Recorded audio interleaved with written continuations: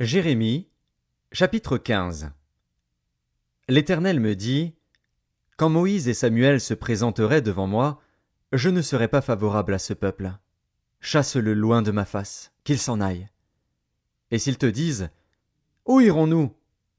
Tu leur répondras, ainsi parle l'Éternel, à la mort ceux qui sont pour la mort, à l'épée ceux qui sont pour l'épée, à la famine ceux qui sont pour la famine, à la captivité ceux qui sont pour la captivité. J'enverrai contre eux 4 espèces de fléaux, dit l'Éternel. L'épée pour les tuer, les chiens pour les traîner, les oiseaux du ciel et les bêtes de la terre pour les dévorer et les détruire. Je les rendrai un objet d'effroi pour tous les royaumes de la terre, à cause de Manassé, fils d'Ézéchias, roi de Juda, et de tout ce qu'il a fait dans Jérusalem.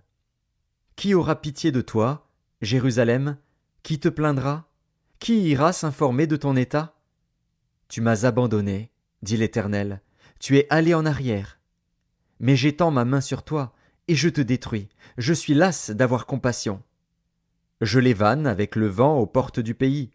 Je prive d'enfants, je fais périr mon peuple, qui ne s'est pas détourné de ses voies. Ces veuves sont plus nombreuses que les grains de sable de la mer. J'amène sur eux, sur la mer du jeune homme, le dévastateur en plein midi. Je fais soudain tomber sur elle l'angoisse et la terreur. Celle qui avait enfanté 7 fils est désolée, elle rend l'âme. Son soleil se couche quand il est encore jour. Elle est confuse, couverte de honte. Ceux qui restent, je les livre à l'épée devant leurs ennemis, dit l'Éternel. Malheur à moi, ma mère, de ce que tu m'as fait naître, homme de disputes et de querelles pour tout le pays. Je n'emprunte ni ne prête, et cependant tous me maudissent. L'Éternel dit, certes, tu auras un avenir heureux.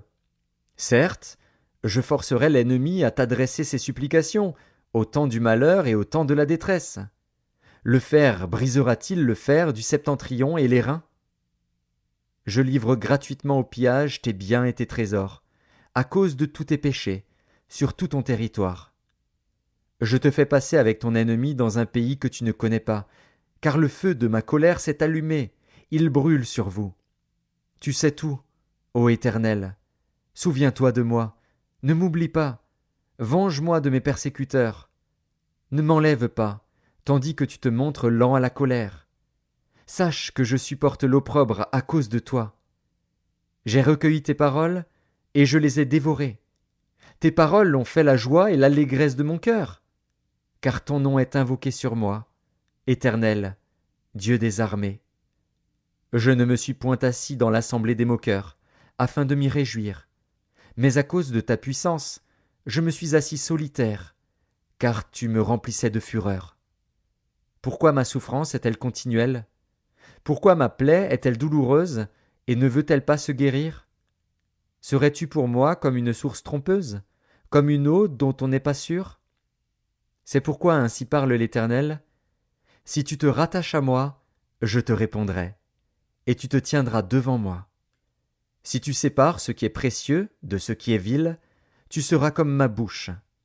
C'est à eux de revenir à toi, mais ce n'est pas à toi de retourner vers eux. Je te rendrai pour ce peuple comme une forte muraille d'airain. Ils te feront la guerre, mais ils ne te vaincront pas, car je serai avec toi pour te sauver et te délivrer, dit l'Éternel. Je te délivrerai de la main des méchants, je te sauverai de la main des violents.